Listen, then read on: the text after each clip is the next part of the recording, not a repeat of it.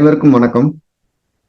மாதா பிதா குரு தெய்வங்களை வணங்கி எம்பெருமான் ஸ்ரீ உச்சிஷ்ட மகா கணபதி அனைவருக்கும் நீண்ட ஆயுளையும் நிறைந்த செல்வத்தையும் உயர்ந்த புகழையும் விஞ்ஞானத்தையும் பேரறிவையும் பிரசன்ன ஞானத்தையும் பிரபஞ்சறிவையும் பெருமையோடு வழங்கட்டும். அனைவருக்கும் எனது மானசீகமான வாழ்த்துக்கள், மானசீகமான ஆசைகள். அனைவரையும் ஜிகாஸ்டோ அன்போடு வரவேற்கிறது. நம்ம இன்னைக்கு பார்க்க போற பதிவு நம்மை வழிநடத்தக்கூடிய நட்சத்திரம் லக்னம் என்ற நட்சத்திரமா இல்ல சந்திரன் என்ற நட்சத்திரமா அப்படின்னு பார்க்க போறோம். இதுல என்னோட தெளிவான தீர்வு அப்படிங்கிறது என்னோட ஆய்வின் அறிக்கை நம்ம வழிநடத்துறது சந்திரன் என்ற நட்சத்திரம் தான் நம்ம தெளிவா வழிநடத்திட்டு இருக்கோம். இதுதான் ஊரு அப்படிங்கிறது லக்னம் என்ற நட்சத்திரம். இந்த ஊருக்கான பயணங்கிறது சந்திரன் நட்சத்திரம். நம்மை வழி நடத்துவது அப்படின்னா சந்திரன் தான் வழி நடத்து. எல்லா இடத்துக்கும் இங்க இருந்து அங்க போகணும், பயணிக்கணும், ஒரு விஷயத்த வாங்கணும், ஒரு விஷயத்த விற்கணும், படிக்கணும், அப்படி எல்லாத்துக்குமே வழி நடத்துறது சந்திரன் நட்சத்திரம் தான்.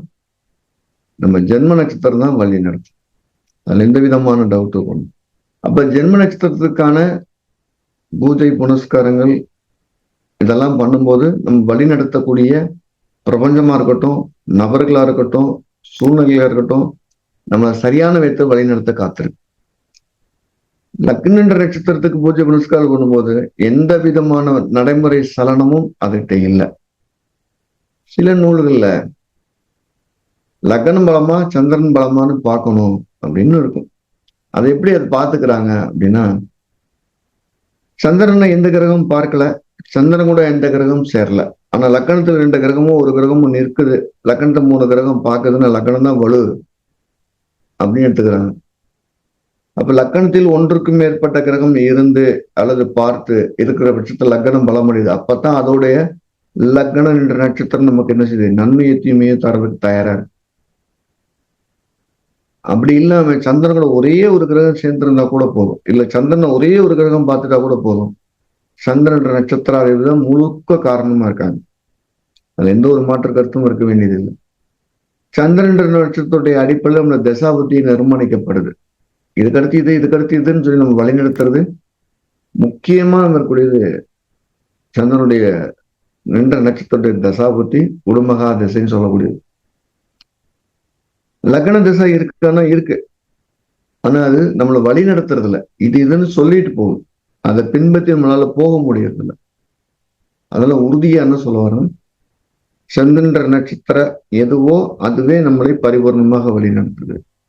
இந்த கேள்வி வரும்போது மூல காரணம் முதல்ல சொன்ன மாதிரி லக்னத்துல ஒன்றுக்கு மேற்பட்ட கிரகம் இருந்தால் லக்ன நட்சத்திரம் வழி நடத்துற மாதிரி தெரியும், வழி நடத்துறது தோன்றும், ஆனா வழி நடத்த போறது அப்பவும் சந்திரன் நட்சத்திரம் தான் அப்படிங்கிற மாற்று கருத்தே கிடையாது.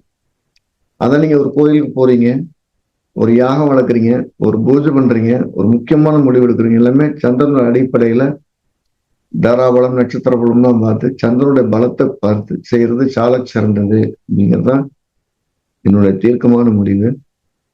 சந்திரன் நட்சத்திரத்துக்கு நம்முடைய பூஜை புனஸ்காரங்கள் இதெல்லாம் பண்ணும்போது நம்ம உடம்புல நம்ம மனசுல வேகமான மாற்றத்தை எதிர்பார்க்கலாம். அந்த வேகமான மாற்றங்கள் நமக்கு தேவையான கட்டாயம் தேவை. ஸோ தசாபத்தி இல்லாம எதுவுமே இல்லை அப்படின்னு ஒரு தீர்மானத்துக்கு வரும்போது சந்திரன் நட்சத்திரத்தின் அடிப்படையில் தசாபத்தியே வருது.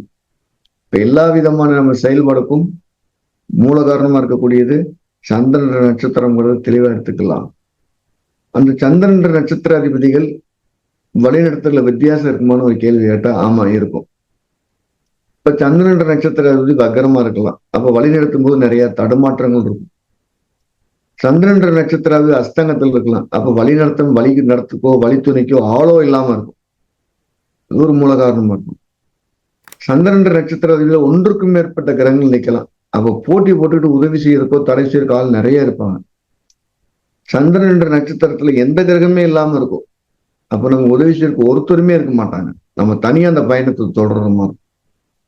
அந்த சந்திரன் நட்சத்திரத்துல சந்திரன் நட்சத்திராவின் பிற நட்சத்திரங்கள்ல நிற்கக்கூடிய கிரகங்களும் அந்த சலனத்துக்கு உறுதுணையாக இருக்கிறது, இல்ல சம்பவத்தை நடத்துறதுக்கோ தடை செய்யறதுக்கோ காரணமா இருக்கு. உதாரணமா சந்திரன் மிருக சீசத்துல இருக்காருன்னு வச்சுக்கிறோம். அது செவ்வாயோட நட்சத்திரம். செவ்வாயோட மற்ற 3 நட்சத்திரங்கள் சித்திரை, அவிட்டம்ல என்ன செய்யுது, அங்க ஏதோ ஒரு கிரகம் இருந்ததுன்னா அவருக்கு கிடைக்க வேண்டிய உதவிகள், அதாவது அவருக்கு கிடைக்க வேண்டிய தடைகள் அதிகமா இருக்கு. அந்த சந்திரன் என்ற நட்சத்திரத்துல ஒன்றுக்கும் மேற்பட்ட கிரகங்கள், உதாரணமா மறுபடியும் மிருகசீரிஷ சந்திரன் இருக்காரு, சித்திரை அவிட்டங்கள்ல 5 கிரகம் இருக்கும் வச்சுக்குவோம். போட்டி போட்டுக்கிட்டு உதவி செய்யறாங்க அல்லது போட்டி போட்டுக்கிட்டு தடை செய்யறாங்க. மறுபடியும் சந்திரன் நட்சத்திரம் மிருகசீரிஷம், அதோட இன்னும் பிற நட்சத்திரமான சித்திரை அவிட்டத்துல யாருமே இல்லை, மிருகசீரிஷத்துல யாருமே இல்லைன்னா உதவி செய்வதற்கும் தடை செய்வதற்கும் யாருமே இல்லைன்னு அர்த்தம்.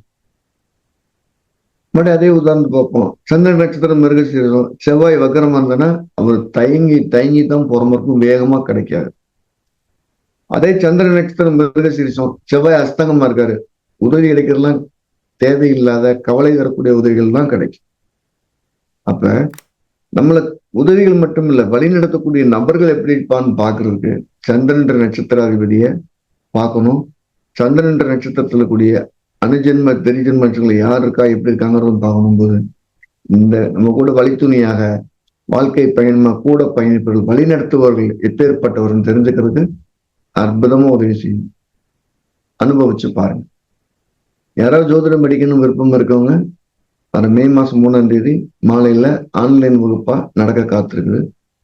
ஜோதிடத்தை மிகவும் எளிமைப்படுத்தி எல்லாத்துக்கும் ரொம்ப ஈஸியா புரியுற மாதிரி சிறந்த பாடத்திட்டங்களை வச்சு நடத்திட்டு வரோம். படிக்க விருப்பம் இருக்குன்னு கீழே நம்பர்ல பதிவு செய்து படிக்க சேர்ந்துக்கலாம். அற்புதமா நம்ம இருக்கும்.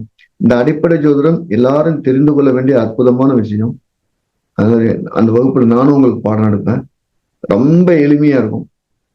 என்னால மனப்பாடம் பண்ண முடியல, கணக்கு போட முடியலன்னா கூட புரிந்து கொள்ளக்கூடிய அளவுக்கு எளிமையா இருக்கும். எல்லாரும் படிக்கணும்னு விரும்புறேன். அனைவருக்கும் மதாபிதா குருதெய்வ ஆசைகளுடன் எம்பெருமான் ஸ்ரீ உச்சிஷ்ட மகாகணபதி பரிபூர்ணமாக ஆசீர்வதிக்கட்டும். அனைவருக்கும் எனது மானசீகமான வாழ்த்துக்கள், மானசீகமான ஆசைகள்.